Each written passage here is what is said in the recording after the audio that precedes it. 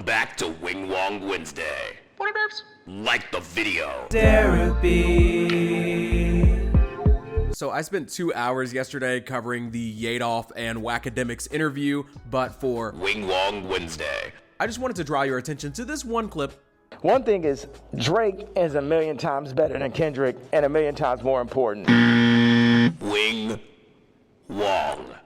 This really doesn't deserve that much time. Literally nobody agrees with this. I don't even think that Drake thinks that Drake is 100 times better than Kendrick. This is just more pathetic bait. It's attention-seeking, look at me energy. Please notice me, Kendrick. Please diss me. Please, please, please, somebody.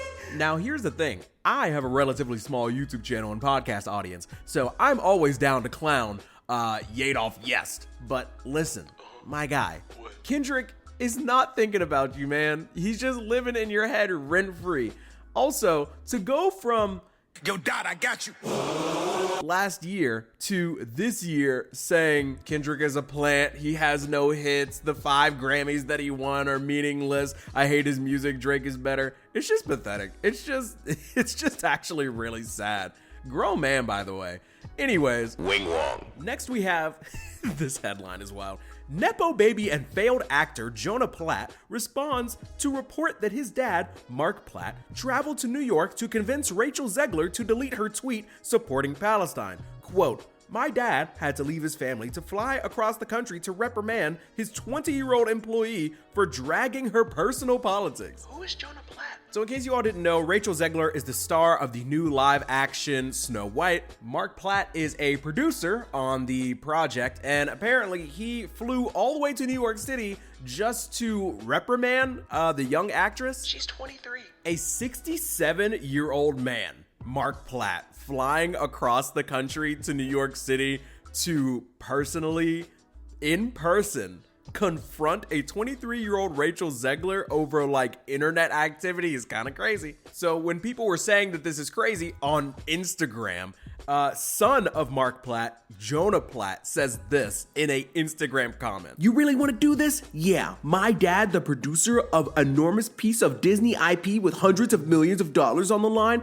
had to leave his family to fly across the country to reprimand his 20-year-old employee for dragging her personal politics into the middle of promoting the movie for which she signed a multi-million-dollar contract to get paid and do publicity for. This is called adult responsibility and accountability, and her actions clearly hurt the film's box office. Free speech does not mean you're allowed to say whatever you want in your private employment without repercussions. Tens of thousands of people worked on that film, and she hijacked the conversation for her own immature desires at the risk of all the colleagues and crew and blue-collar workers who depend on that movie to be successful. Narcissism is not something to be coddled or encouraged." Bro, who is this guy? Yeah, I don't think that saying free Palestine is like being narcissistic, but go off, dog. Wing Wong. What did Mark Platt have to say to Rachel Zegler that couldn't have been said over the phone or via email? Make it make sense. I understand if she's supposed to be promoting the movie, if she's on the clock and she's supposed to be promoting the movie and she's just out here like doing activism, but also Shut up. My dad had to go take a flight to go tell her to stop talking. Father and son Wing Wong. Our next story, we have Missouri man charged for a second time after, quote, trying to have sex with a train seat for 10 minutes, unquote. Wing Wong on a train. A Missouri man has been charged for the second time in a year with trying to engage in a sexual act with a seat on the Metrolink. This follows a slew of shocking transport-related stories that have already arisen this year, including a woman giving birth on a subway train in New York and a man pleading not guilty to burning a woman to death on an underground train. What the fuck? D'Angelo Covington was charged this week by St. Louis County prosecutors with 2 counts of misdemeanor sexual conduct. A woman told investigating officers that on February 13th, she saw a man exposing himself at the UMSL South Metrolink station, according to Fox 2 Now. We are talking about men that are down atrocious. You know, typically when people get on a train, they're just trying to get on and get off. This guy gets on the train and tries to get off on the train. Can you shut the fuck? Covington was released from county County Jail about 10 weeks ago on a sexual misconduct charge in June. He had been seen by a train engineer with his genitals exposed and attempting to engage in sexual activity with a seat. He pleaded guilty and was sentenced to 173 days in jail. On February 25th, Covington was charged with 2 counts of first-degree sexual misconduct, and in a hearing on March 3rd, a judge denied his request to reduce his $50,000 bond. Kevin Scott, by State Development General Manager of Security, said, "The first thing we do is we start pulling video. So in this particular case, we're able to provide very detailed, very descriptive video." He confirmed that Covington is on an exclusionary list and will receive a lifetime ban from the trains. Wing Wong. They really banned this man from trains for life. Well, bus seats will have to do. Next, we have popular for a few months YouTuber who goes by What's the Debt? My bad. Matty Nosebeers Magoo. That's not right either. Rathu. He left a comment on an Instagram post from Drake's Finsta. The post was just a really nice photo of a bunch of women who featured in Labry's new video for the song Nokia. What's the Ponzi commented saying, "This look a lot better than the Pop Out." Okay. The Pop Out Show was a concert headlined by Kendrick Lamar on Juneteenth of last year, where Kendrick united multiple LA gangs, featured a bunch of up-and-coming West Coast artists, and was arguably the most culturally impactful get-together of the year. But yeah, the chicks from the Nokia music video, a still image of them definitely looks a lot better. Okay. Canadian Wing Wong. Oh, this one's good.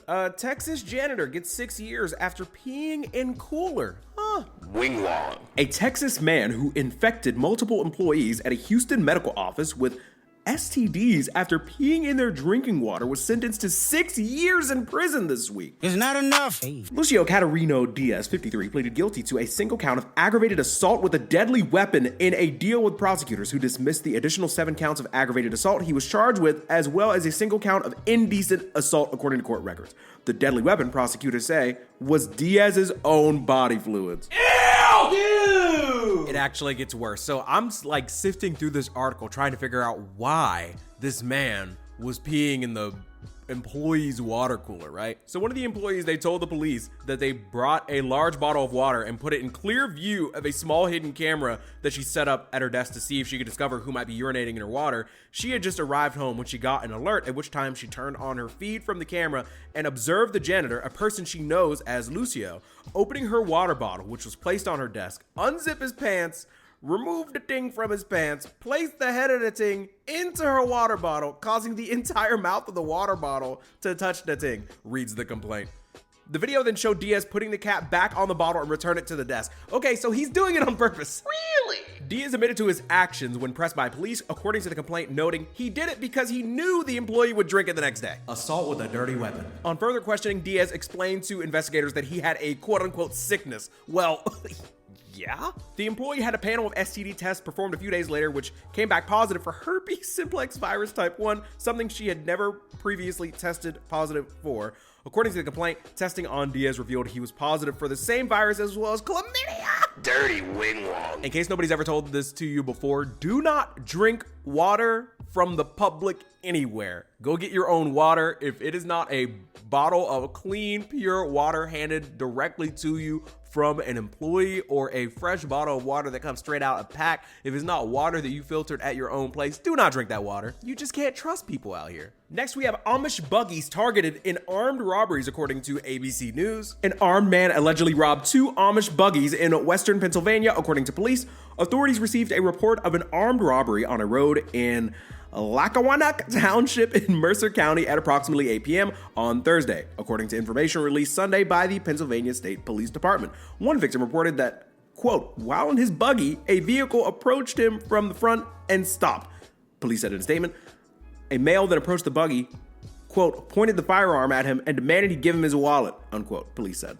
Targeting the Amish is a new low, man, because like, how are they even supposed to tell anybody? I guess that's kind of what this person was banking on. The buggy operator handed over his wallet and the suspect got back into the vehicle and fled. I guess they thought that they wouldn't call and tell anybody because like, I guess they assume that the Amish don't have telephones, but like, it doesn't mean they don't know what the police are. The vehicle was described as a small black sedan and the suspect as a white male wearing dark clothing and a medical mask. While officers were on the scene, a second victim reported a similar incident that occurred on a nearby road. They are actively targeting the good Amish people of Pennsylvania. So these two Amish people got robbed by the same white dude driving a black sedan on the exact same, like in the exact same area, and homie really thought that he wasn't gonna get caught. That's wild. Wingwall. Our next story is from APnews.com. An administrative error sent a Maryland man to an El Salvador prison. The states are cooked. President Donald Trump's administration has acknowledged mistakenly deporting a Maryland man with protected legal status to a notorious El Salvador prison last month, but is arguing against returning him to the United States because of his alleged gang ties and the United States government's lack of power over the Central American nation. So they accidentally deported him, got him sent to jail in Central America, and now they're saying we can't bring him back because we don't have any power there. Oh my God, we're so good. Lawyers for Kilmar Armando Abrejo Garcia, 29, maintain he is not affiliated with MS-13 or any other street gang and argue the United States government has never produced an iota of evidence that he does. Garcia was arrested in Baltimore on March 12th after working a shift as a sheet metal apprentice in Baltimore and picking up his 5-year-old son who has autism and other disabilities from his grandmother's house, his lawyer's complaint stated. Garcia was then sent to the Terror Confinement Center, which activists say is rife with abuses and where inmates are packed into cells and are never allowed outside. Garcia's wife later saw him in photos and video from the prison, identifying her husband through his distinctive tattoos and 2 scars on his head. I'm gonna be honest with y'all, like if I wasn't going through these news stories, if I wasn't being sent this stuff, if people weren't reporting on it, this is why journalism is so important. You wouldn't know that these things are happening. It's one thing to assume, oh, Donald Trump is in office, they're beefing up ICE, they're deporting people, like that's one thing. But when you see stories like this from relatively reputable news sources like AP News, and you're getting actual statements from lawyers and families, and you see the consequences of just an incompetent administration. I mean, we're literally trying to deport people that have wives and children that they're just trying to support, and they're actually going to do honest work each day, and they're being wrongfully deported. Like, not even like, oh, they're clearly illegal, they came here and they shouldn't have been here, but like this dude they put him in I didn't even know that this thing existed, a terrorist confinement center. U.S. Immigration and Customs Enforcement officials admitted it in a court filing on Monday to an administrative error in deporting him. So the United States Immigration and Customs admitted that it was an error. Damn. The government's acknowledgement sparked immediate uproar from immigration advocates while prompting Vice President J.D. Vance and the other administration's officials to repeat the allegations that he's a gang member. What's crazy is I would argue that the easier thing to do would just be like, yeah, we actually screwed up. Let's do everything we can to get him back. Instead, they're like, yeah, we did screw up, but he's a gang member, so he should stay. Like, what? J.D. Vance? Wingwall. Now, it's important to do our due diligence here. Later on in the article, it says that Garcia did actually come to the U.S. illegally from El Salvador around 2011, but he was fleeing gang violence, according to his lawyers, and he made his way to Maryland to join his older brother, a U.S. citizen. So he's staying with a U.S. citizen around a decade and a half ago. Then, in 2006, gang members had stalked, hit, and threatened to kidnap and kill him in order to coerce his parents to succumb to their increasing demands for extortion. Now, Garcia later married a U.S. citizen and worked in construction to support their son, and her 2 children from a previous relationship. So just to be clear, he did initially come illegally 14 years ago, but he married a U.S. citizen and had been living with a U.S. citizen and also had children in the United States. Also, he has been a victim of threats by gangs, but they're saying that he should stay deported because he's in a gang. Shouldn't it be like really easy to prove that he's been like showing up to work and that he's married to an American citizen and that his children are citizens and he's been here for 14 years? The allegations about his affiliation with MS-13 stem from a 2019 arrest outside a Maryland Home Depot store where he and other young men were looking for work, according to the complaint. County police asked if he was a gang member and demanded information about other gang members. After explaining that he wasn't a gang member and had no information, he was turned over to ICE. So they pull up on him. They're like, "Are you a gang member?" He's like, "No. Here's why." And they're like, Yeah, we don't believe you. And then they just turned him in anyways. Why even ask? ICE argued against Garcia's release at the subsequent immigration court hearing because local police had quote unquote verified his gang membership. The complaint said the evidence they cited included his wearing of a Chicago Bulls hat and hoodie.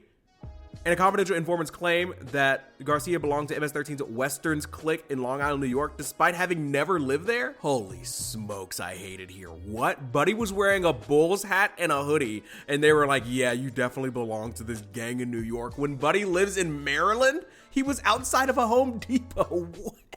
Yeah, ICE, Wing Wongs. JD Vance, Wing Wong.